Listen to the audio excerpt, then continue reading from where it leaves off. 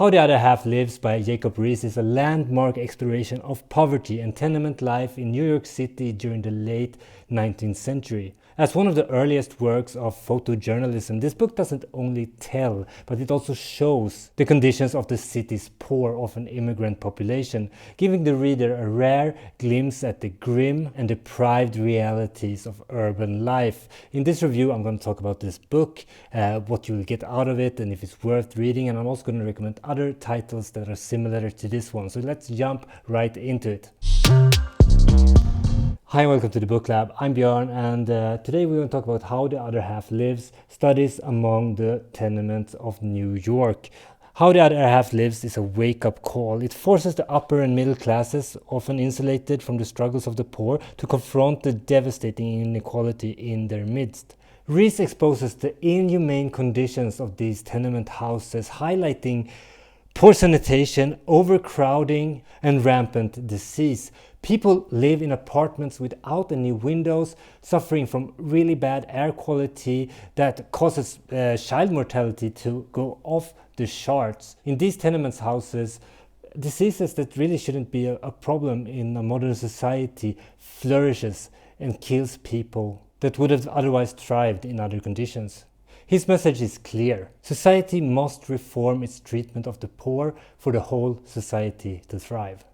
In this book, Riis combines investigative reporting and a sense of moral urgency. The tone is both compassionate and confrontational, as he chronicles the lives of immigrant families crammed into tiny windowless rooms, struggling to survive on meager wages. Each chapter of this book reads like a vivid, often harrowing portrait of the different ethnic groups that live in these tenement houses. The Italians, the Jews, the Chinese, the African Americans, the Germans. Each of them trying to navigate the horrors and depravity of these slums. And these are brutal places where these people try to make their life work. One thing that I would like to mention is that there are aspects of this book that don't translate very well into a modern context. It talks a lot about wages and rent prices, and for me, who is neither American nor lived in the early 19th century, I have a hard time translating that into current dollars or current values, making the financial meaning of some of the examples in this book hard to translate into modern terms. I mean, what is a $9 rent at that time compared to today? That's really hard for me to know. The book is really gripping, but Riis' portrayal of these ethnic groups are not without flaws. Sometimes he comes off as quite patronizing and often with a quite prejudiced view of the people that he actually wants to help. He often falls into stereotypes, describing the communities that he portrays as either dirty or criminal, and this just shows the biases of the time. But if you have any sense of history and can keep two ideas in your head at the same time, and I know that viewers of this channel can, then you understand that we can't superimpose 21st century values on people that lived 100 years ago. And I actually think that they decided to keep this book in its original writing and not alter it actually adds to the experience of reading it, because it allows us to be teleported to a different time and a different place. So I'm pretty happy that they kept it as it was originally, even though some descriptions might feel a bit unmodern to modern ears. But it's not only the descriptions of these brutal slums that made this book famous. It's also one of the first works of photojournalism. And if you get this book, don't do it like me. I bought it and I got it without the pictures. I had to Google them separately. But I think one of the reasons this book made such a huge impact is because you can not only read about the situation, you can actually see the pictures. And this book had a huge impact, and it actually helped push reforms to clean up and alter and improve the situation for New York's poor. This book doesn't only ask us what we owe our fellow citizens, but it challenges us to reshape the way we see them. Riis, through his lens, makes us grapple with questions of inequality and other uncomfortable truths, and that's what makes this book endure. I enjoyed this book. I read this as an audiobook and I got swept away into a different place and time. I enjoyed the narrative.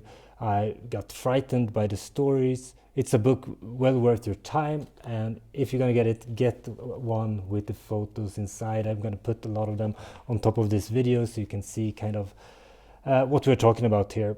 And this book also brought my thoughts to other books that I've read that I recommend really strongly. The first book is Orwell's. It's a lesser known George Orwell book. Most people know about Animal Farm or 1984. It's less often I hear people that have read The Road to Wigan Pier, where he acts as a fly on the wall, doing investigative journalists about the people working in the coal mines in England at, I don't remember the year. It's a fantastic book. It's a 5 out of 5 book. It was on my top list at the end of the year I read it. This is a book I highly recommend. Orwell is just he's good. What stood out to me about this book is also like the extreme conditions of these workers in the mine. I think being a miner is the last. It's like I have two things that I don't want to do in my life. I don't want to work in a coal mine in Wigan Pier, and I don't want to climb Mount Everest after reading the book Into Thin Air by Jon Krakauer. And the second book that this reminded me of is Among the Thugs by Bill Buford. In this book, Bill Buford he infiltrates hooligan gangs in England. These are football supporters, but their main driver or main enthusiasm is around violence, and it's about the psychology of crowd violence. This is one of the most brutal books that I've ever read. It's frightening, it's graphic, it almost makes you feel sick, but it's also one of the better books I've read. The reason I thought about this book is because of the brutal world described in How the Other Half Lives, living in this world of constant threat of violence. That really brought my thoughts to this book, which has one of the greatest covers of all time. This is a really kick-ass cover. So these are a couple of book recommendations. I hope you enjoyed the review. Let me know if you have any similar books on similar topics that you want to recommend in the comments. Like and subscribe if you enjoy the content. Next time I will review a book that will be, I got it in the mail today. I got my physical copy now. It's Nate Silver. It's a thick one. You probably recognize this name maybe if you follow the election. He is famous for predicting election results. He kind of sucked this year, unfortunately, and he has made a new book about risk. He's famous for his other book called Signal and the Noise. This is, I don't know how many books, but it's the book after that one at least, and it's pretty new. It came out this year. The Art of Risking Everything on the Edge. So I'm going to talk more about this, risk taking. It's about it's poker, cryptocurrencies, Las Vegas stuff, bets of all kind, and about risk taking and risk taking personalities. We're going to dive deeper into that one when that review is recorded. I finished the book. I will probably finish the book tomorrow. Thank you for tuning in. Happy reading. Björn out.